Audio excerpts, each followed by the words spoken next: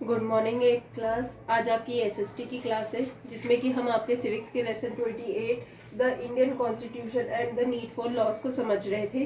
ठीक है, इससे पहले के जो चैप्टर में आपने समझा था कि आपका जो कॉन्स्टिट्यूशन है वो कब लागू हुआ था। तो आपको याद होगा कि आपका कॉन्स्टिट्यूशन जो था 26 जनवरी 1950 को लागू किया गया था।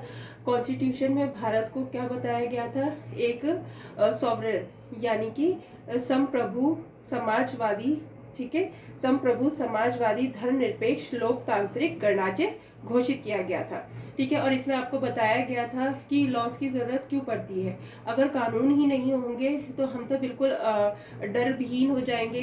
कोई भी अपराध करेगा तो उसको अपराध ही करता रहेगा क्योंकि उसको सज़ा का डर नहीं होगा। इसीलिए जो है वो कानून होने बहुत ज़रूरी है, ये हमने समझा था। ठीक है, कि लॉस की ज़रूरत क्यों होती है। ठीक है, वरना अपराधी जो है वो बेखौफ हो जाएंगे और कोई भी जुर्म करते रहेंगे। ठीक है, कॉन्स्टिट्यूशन जो है उसको जो है लॉज को जो है लीगैलिटी प्रदान करता है। अगर जो सरकार है वो कोई भी अगर नियम जो हमारे फंडामेंटल राइट्स है उनके विरुद्ध बनाती है तो उसके विरुद्ध जो है हम लोग आवाज उठा सकते हैं। ये अभी तक हमने इस चैप्टर में समझा था। ठीक है, अब आपका आ रहा है लॉ एंड डिसेंट। ठीक है, डिसेंट का मतलब क्या होता है? डिसेंट मीन्स टू डिसएग्री और टू अपोज। ठीक है, डिसेंट का मतलब होता है या तो आप उससे असहमत है या आप उसको अपोज कर रहे हैं। In a democratic country the citizen are allowed to protest against laws that violated their freedom. ठीक है, जो भी एक डेमोक्रेटिक कंट्री में हम नागरिकों को ये अधिकार होता है, जो भी हमारी स्वतंत्रता का हनन कर रहा हो हम उसके विरुद्ध आवाज उठा सकते हैं। ठीक है, one important example of pupil figure 28.1 Indian Constitution voicing against unfair rules and laws in the salt सत्याग्रह। ठीक है, ये फिगर जो आपको दिखाई गई है ये आपकी सॉल्ट सत्याग्रह की यानी कि नमक आंदोलन की है।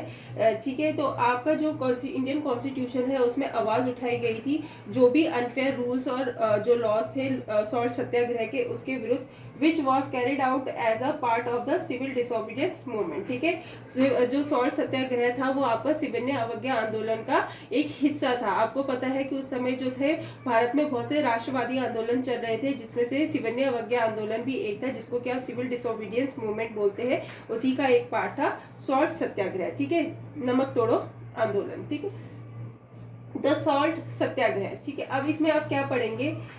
The salt satyagraha was launched to protest the colonial government's imposition of the salt tax in 1882। ठीक है, जो ये सॉल्ट सत्याग्रह था वो किस लिए चलाया गया था? जो कि आपकी उपनिवेशवादी सरकार थी, कॉलोनियल गवर्नमेंट थी, उसने 1882 में जो था सॉल्ट के ऊपर जो था टैक्स लगा दिया था। ठीक है, salt is a basic necessity. आपको पता है कि सॉल्ट जो है हमारी बेसिक नेसेसिटी है।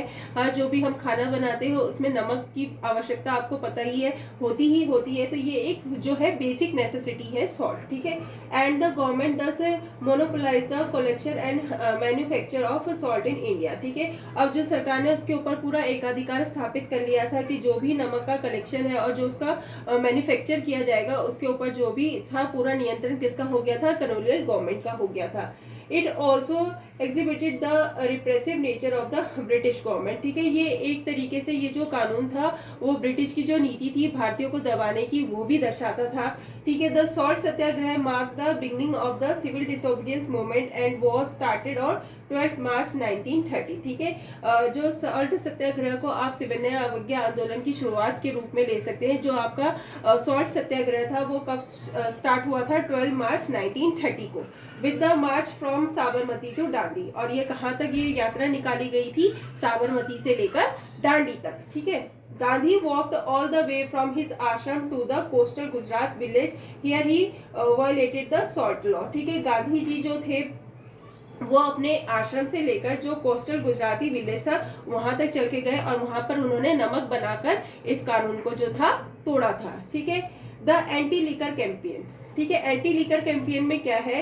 The anti liquor campaign started in 1999। ठीक है, जो शराब के विरुद्ध जो आंदोलन चलाया गया था, जो अभियान चलाया गया था वो कब चलाया गया था? 1999 में। By the women of Nellore district of Andhra Pradesh.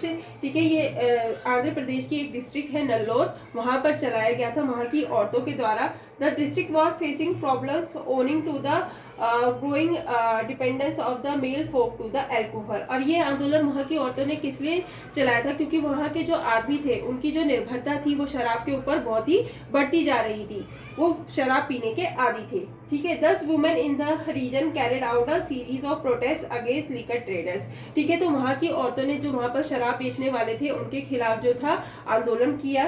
ठीक है, the moment is significant as it empowered local women and also because it led to the state wide ban on sale और अल्कोहल बेवरेज इन 1995। ठीक है, इन्होंने इस आंदोलन ने जो था वहाँ की औरतों को जो था वो सशक्त किया और उन्होंने जो था स्टेट वाइड जो था उसके अल्कोहल की बिक्री के ऊपर वहां पर जो था वो बैन लग गया था। तो इसी के साथ आपका जो ये चैप्टर है 28 the need constitution and the need for loss, ठीक है, ये फिनिश होता है, जिसमें आपने समझा कि इंडियन कॉन्स्टिट्यूशन जो था वो इंडियन कॉन्स्टिट्यूशन को समझा। ठीक है, कि इंडियन कॉन्स्टिट्यूशन में क्या क्या बताया गया है और इंडियन कॉन्स्टिट्यूशन कब लागू हुआ। ठीक है, इंपॉर्टेंस ऑफ लॉ को समझा कि कानून क्यों ज़रूरी है। ठीक है, और इसको लीगैलिटी जो है कॉन्स्टिट्यूशन कैसे प्रदान करता है।